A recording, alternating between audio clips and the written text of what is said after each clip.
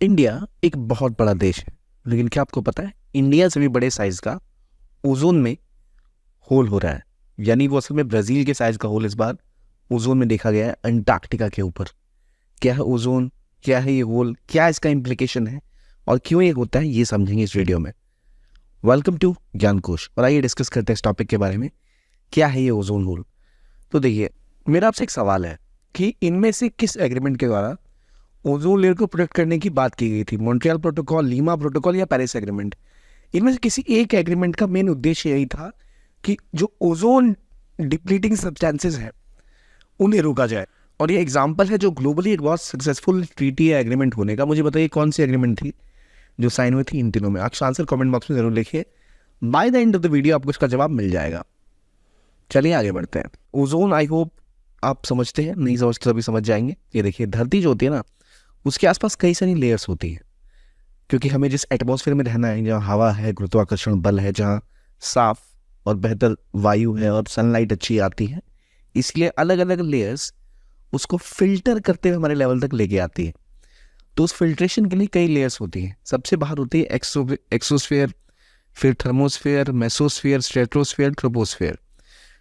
कैसे पता चलेगा भाई कौन सी लेयर है? तो देखो, सबसे पहले बात जहाँ ओजोन की हो रही है, तो हमारे सबसे ऊपर हम जिसमें रहते हैं वो ट्रोपोस्फेयर है। ये वो जगह है जो 0 से लेकर 12 किलोमीटर तक होती है। यानी इसमें आपको जो बादल दिखते हैं वो ट्रोपोस्फेयर में होते हैं, जो फ्लाइट्स उड़ती हैं वो ट्रोपोस्फेयर में होती हैं। और इसके जस्ट ऊपर आता है स्ट्रेटोस्फेयर। यानी जब आप कोई एयर बलून छोड़ते हो ना, या आप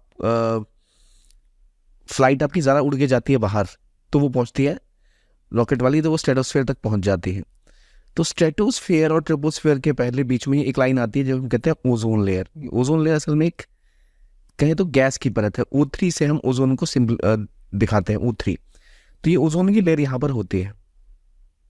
और ओजोन का लेयर का काम क्या है? देखिए, जो ओजोन की लेयर है, ये जब बाहर से सूरज की रेज आती है, उसमें कई सारी अल्ट्रा वायलेट रेज होती हैं जो काफ़ी खतरनाक होती है। कुछ हमारे लिए ज़रूरी भी होती हैं, कुछ बहुत खतरनाक होती हैं। तो अलग अलग तरह की अल्ट्रा वायलेट रेज होती हैं, ultraviolet A, B, C। इसमें जो स्पेसिफिकली C वाली रेज होती है, इनको पूरी तरह मतलब ये अपने में समाहित कर लेते हैं, वो धरती तक नहीं पहुंच पाती। वहीं A को भी कम मात्रा में और B को भी बहुत मिनिमाइज करके सरफेस लेवल पे पहुंचाती है ओजोन लेयर। इससे हमें फ़ायदा ये होता है कि हमें जो सूरज की किरणों से होने वाली खतरनाक बीमारियां हैं वो नहीं होती हैं, चीज़ें बैलेंस रहती हैं और हम एक बेहतर तरीके से अपना जीवन धरती पर जी जाते हैं। लेकिन समस्या ये आती है कि ओजोन अब धीरे धीरे डिप्लीट कर रहा है, यानी उसकी संख्या कम हो रही है। तो सन से जो रेडिएशन आता था, अल्ट्रावायलेट रेज आती थी, उनमें से कुछ जो हमारी ओजोन होल है, वो जहाँ भी होल हुआ वो सीधा वहाँ से धरती पे पहुँच जाएगा। तो जिन लेयर्स को रोका करते थे ये लेयर्स, ओजोन लेयर, वो नहीं रुकेंगे, वो सीधा धरती पर पहुँचेंगे। तो इसलिए आप सुनेंगे आज के टाइम में लोगों को स्किन कैंसर ज़्यादा होता है और काफ़ी बड़ी समस्या बन चुकी है अलग अलग वर्ग के लोगों के लिए चीज़ें। ये है ओजोन लेयर, उसका प्रकोप। सिर्फ इतना ही नहीं है, अगर ओजोन लेयर नहीं होगी तो शायद हम एग्जिस्ट ही ना कर पाए। एक बहुत बड़ी एक जो प्रोटेक्टिव लेयर बनाती है अर्थ के आसपास, ओजोन लेयर। इसलिए हमें याद रखना चाहिए ओजोन लेयर की इंपॉर्टेंस को। ये एटमॉस्फेयर में अलग अलग लेयर्स है। ओजोन लेयर किस में है? तो स्ट्रेटोस्फेयर में। आप समझ गए कहाँ पर है ओजोन लेयर? स्ट्रेटोस्फेयर में।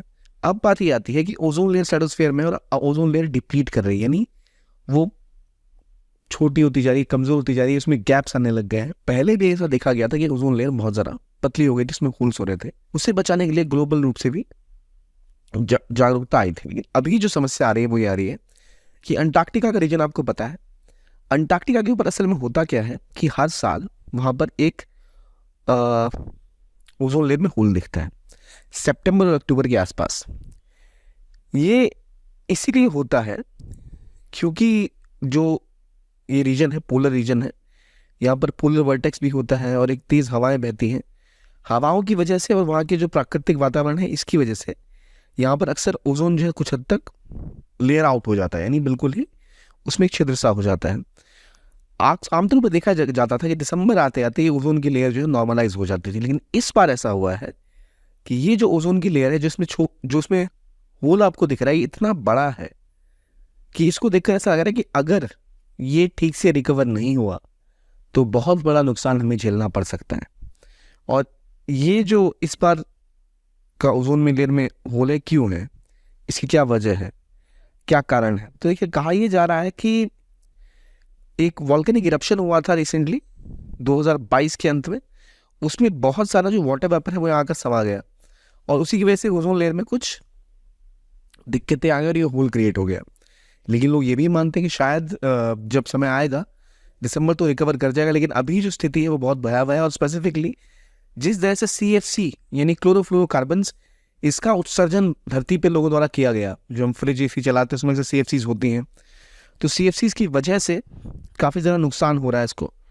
और जितनी स्ट्रांग विंड बहती है ना अंटार्कटिका के ऊपर, मान लो यहाँ हवा बहेगी तेज़ी से, तो अपने साथ लेयर को उतना वो कमतर कर देती है। तो यानी जो टेम्परेचर डिफरेंस है और जो हवा की गति है उसकी वजह से ओजोन लेयर का बढ़ना या घटना देखा जाता है, लेकिन दिसंबर के बाद ये नॉर्मलाइज हो जाती है।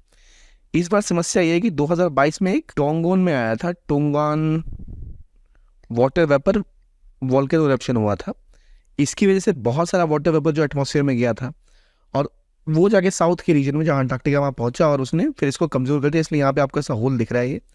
तो इसलिए समस्या ये कि जिस लेवल का होल हो चुका है तो शायद ये अब रिकवर ना करे। और ये जो लार्जर देन यूजुअल साइज़ है और इस स्टेज में जिस तरह ये अभी तक ग्रो कर रहा है, ये दिखाता है कि हमारे लिए बहुत बड़ी खतरे की घंटी है ये।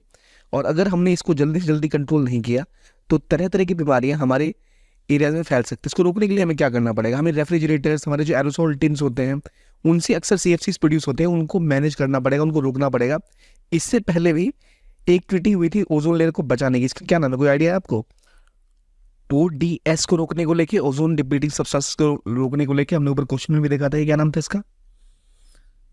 इसका नाम था मॉन्ट्रियल प्रोटोकॉल। लेकिन अब जो हम देख रहे हैं CFCs की वजह से और ज़रा डिप्लीशन अगर ओजोन में हो रहा है तो इसे रोकना हमारे लिए बहुत प्राइमरी एक ऑब्जेक्टिव है और ये कर ही हम ओजोन को बचा पाएंगे। तो आपको क्या लगता है कमेंट सेक्शन में ज़रूर लिखिए, क्या तरीके हो सकते हैं चीज़ें मैनेज करने की। देखने के लिए बहुत बहुत धन्यवाद। कीप ऑन वॉचिंग ज्ञान कोश।